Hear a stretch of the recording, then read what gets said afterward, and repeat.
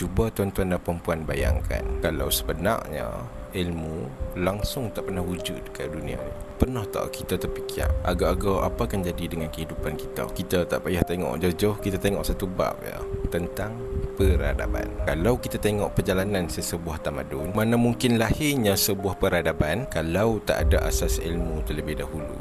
Logik kan. Sebagai contoh, kalau kita tengok sejarah Islam ketika abad ke-8 sehingga abad ke-15 Masihi, lebih kurang bermula tahun 711 Masihi. Masa tu tuan-tuan dan perempuan berlaku penaklukan kuasa ke atas Al-Andalus ataupun kita kenali sebagai Andalusia di Spanyol oleh tentera Islam yang dipimpin oleh Tariq bin Ziyad dan Musa bin Nusayr. Jadi tuan-tuan dan perempuan, selepas penaklukan kuasa tu, apa jasa terawal yang mereka bawa ke Andalusia tu? Ya, mereka wujudkan perpustakaan, universiti, tempat berkumpulnya orang-orang alim dan menjadi satu pusat penterjemahan. Era tu melahirkan ramai cendekiawan-cendekiawan Islam, antaranya macam Ibn Rushd, Al-Zahrawi dan Al-Qurtubi. Dan pada waktu itu, Eropah sedang melalui satu fasa sejarah yang mereka sendiri istilahkan sebagai The Dark Age, sekitar abad ke-5 hingga abad ke-10. Jadi maknanya apa tuan-tuan? Maknanya ilmu tu penting. Islam datang membawa peradaban yang berasaskan ilmu melalui institusi pendidikan dan budaya belajar.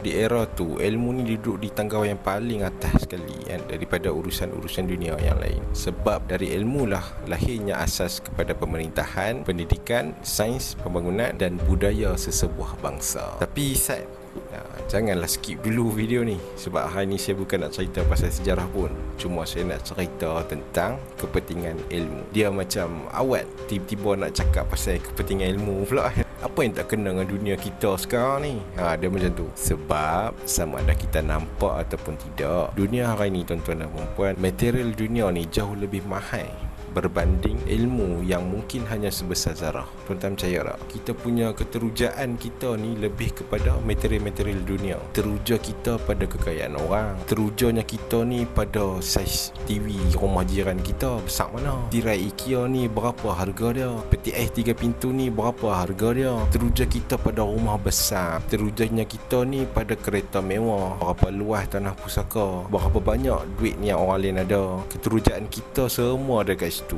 Saya lah tu. Sedangkan ilmu, manusia mula hilang daya fikir. Kognitif kita pada pemahaman sesuatu ilmu tu mulai pudar. Budaya membaca, berfikir, merenung tak lagi menjadi satu acara yang paling gah dalam hidup kita. Jadi tuan-tuan dan puan-puan, pesan saya untuk diri saya yang naif ni, berhati-hatilah. Dunia sedang menjanjikan kelalaian buat kita yang sedang rakus mengejar. Dalam dunia ni bukan semua benda testi tuan-tuan. Yang